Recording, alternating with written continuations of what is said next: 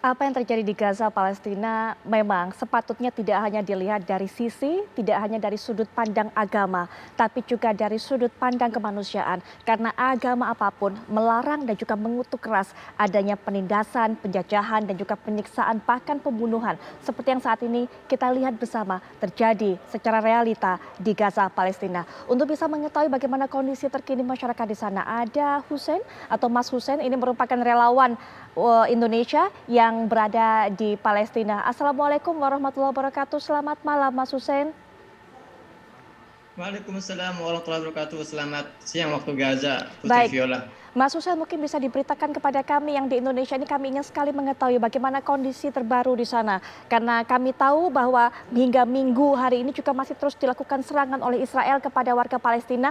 Bahkan juga yang menjadi informasi yang begitu hangat dibahas adalah Gedung Al-Jala setinggi 12 lantai kemudian yang diserang sehingga ada beberapa kantor berita juga ini yang menjadi korban di sana. Silakan Mas Hussein. Ya, hari ini, tadi malam tepatnya, ini adalah malam terparah, malam terbrutal, terpanas selama 1 minggu terakhir. Ratusan roket dari pesawat tempur F-16, F-35, dan juga dari tank-tank baja yang dikonsentrasikan di perbatasan, benar-benar membombardir habis wilayah Gaza. Ada sekitar 7 rumah warga yang tadi malam dihancur leburkan, sementara penghuninya ada di dalam.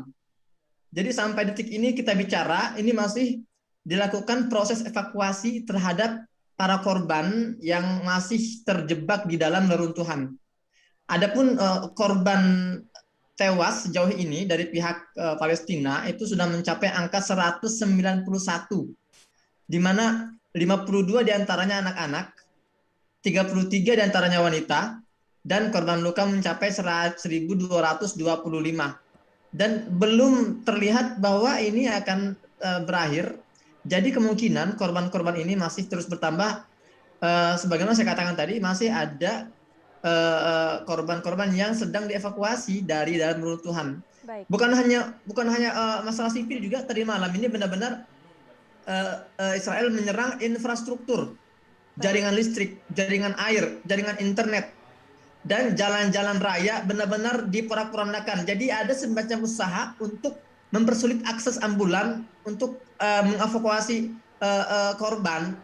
Salah satunya adalah jalan raya yang berada di sekitar Rumah Sakit Indonesia di Gaza bagian utara. Ini hancur lebur sehingga sulit untuk dilewati oleh ambulan dalam Baik. mengakses rumah sakit yang berusaha mengevakuasi korban-korban luka dan korban meninggal. Baik, Mas Hussein.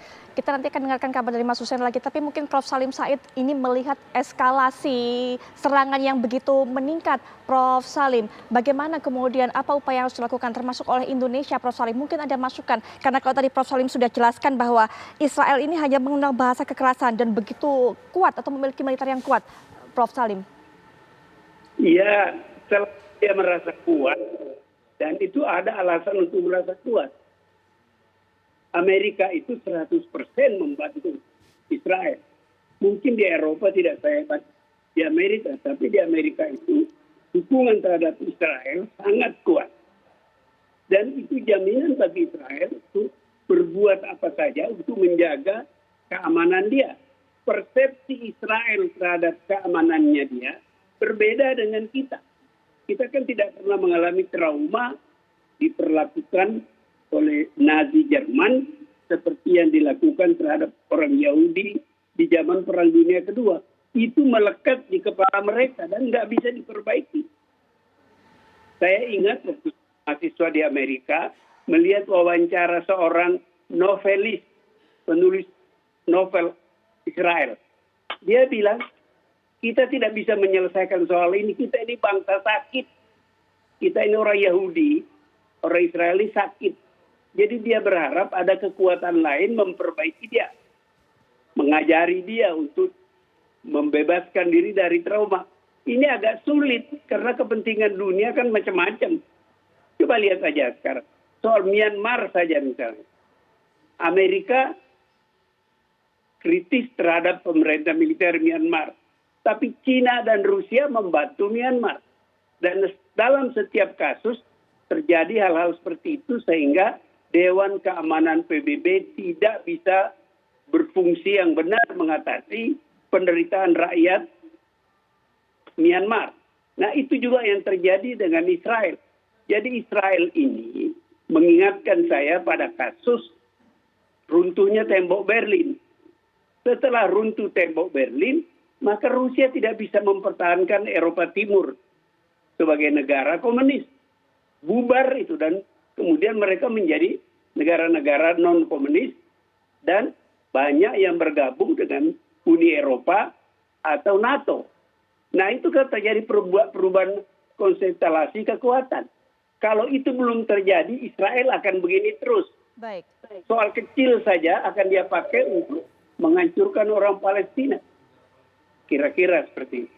Baik, kita sudah mendengarkan tadi apa yang dikatakan pandangan dari Prof. Salim Said. Pak Abdul Qadir mungkin punya pandangan mengenai hal ini karena butuh kekuatan ataupun butuh upaya yang ekstra luar biasa yang bisa dilakukan oleh pemerintah juga untuk bisa menggalang suara solidaritas dari negara-negara lain. Butuh adanya konstelasi atau perubahan konstelasi kekuatan. Silakan Pak Abdul Qadir.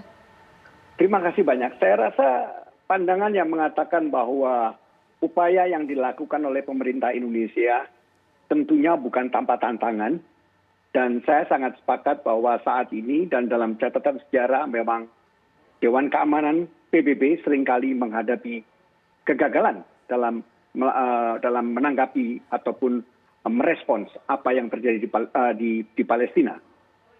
Namun demikian, untuk khusus mengenai kasus yang kita hadapi saat ini, kita mengetahui bahwa tindakan Israel memang telah memicu reaksi internasional yang sangat luas. Bukan hanya dari negara-negara Islam. Tindakan tersebut juga menimbulkan keprihatinan dari negara Barat, terutama negara-negara Eropa dan Amerika Serikat, walaupun dalam degree yang agak berbeda. Semua negara pada dasarnya juga menyerukan pentingnya langkah-langkah deeskalasi, sehingga gencatan senjata dapat diwujudkan. Ini langkah yang terpenting yang harus dilakukan, karena untuk menghindari jatuhnya korban yang lebih jauh atau lebih besar. Berdasarkan laporan yang kami peroleh, sampai saat ini telah terjadi upaya diplomasi yang dilakukan oleh beberapa negara barat, termasuk Amerika Serikat, untuk mewujudkan gencatan senjata. Namun demikian pada saat yang bersamaan, kita harus mengakui bahwa tekanan yang paling keras muncul dari Organisasi Konferensi Negara Islam dan Gerakan Non-Blok, di mana Indonesia menjadi bagian penting dari kedua organisasi itu. Menteri Luar Negeri Indonesia dan beberapa Menteri Luar Negeri OKI saat ini sedang membahas langkah-langkah konkret yang akan dituangkan dalam bentuk sebuah resolusi. Langkah-langkah tersebut tadi sebetulnya sudah disebutkan juga oleh Profesor Salim, bahwa pertama adalah mendesak penyelenggaraan pertemuan Dewan Keamanan PBB, karena Dewan Keamanan PBB adalah organ yang paling bertanggung jawab untuk memelihara perdamaian dan keamanan internasional.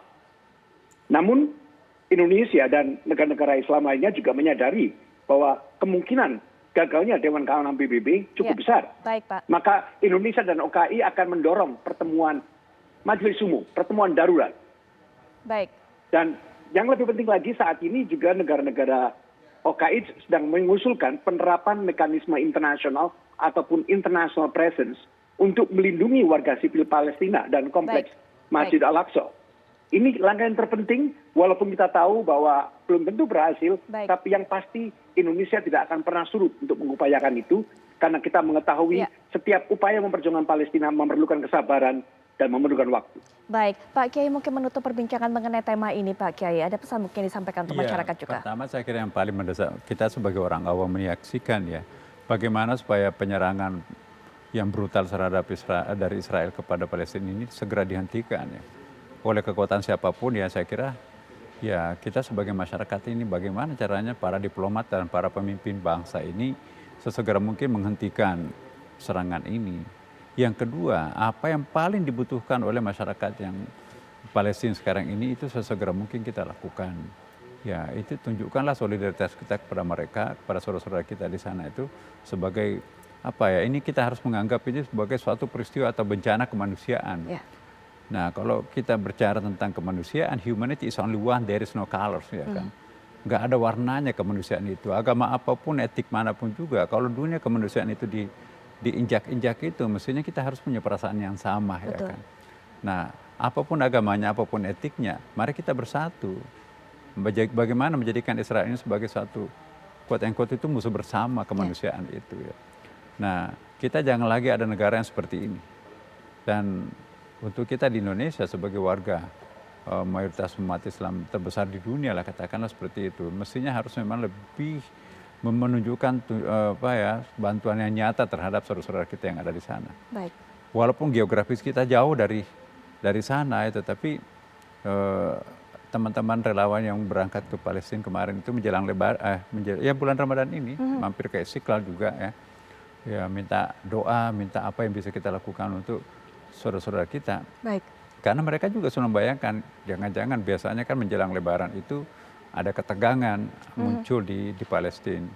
Maka itu teman-teman kita yang relawan Indonesia ini juga sudah mengantisipasi ya, sudah memprediksi ini bakalan akan mungkin terjadi. Baik. Nah, kita tadinya mengharapkan jangan lagi ada tambahan, cukup virus corona inilah yang membebani dunia kan, kok ditambah lagi beban-beban yang seperti ini. Betul. Jadi betul-betul sangat-sangat unhuman apa yang dilakukan tindakan Israel. Dalam masa pandemi seperti ini, dia menambah beban kemanusiaan baru. Baik. Ya saya kira ini yang sangat penting untuk kita. Ya mari kita berdoa dan mari kita untuk supaya Israel ini bisa jalan pikirannya, pandangannya itu bisa berubah. Betul sekali. Ini waktunya kita untuk menunjukkan solidaritas kemanusiaan kita. Pak Kiai Haji, terima kasih tentunya sudah berkenan untuk datang ke sini.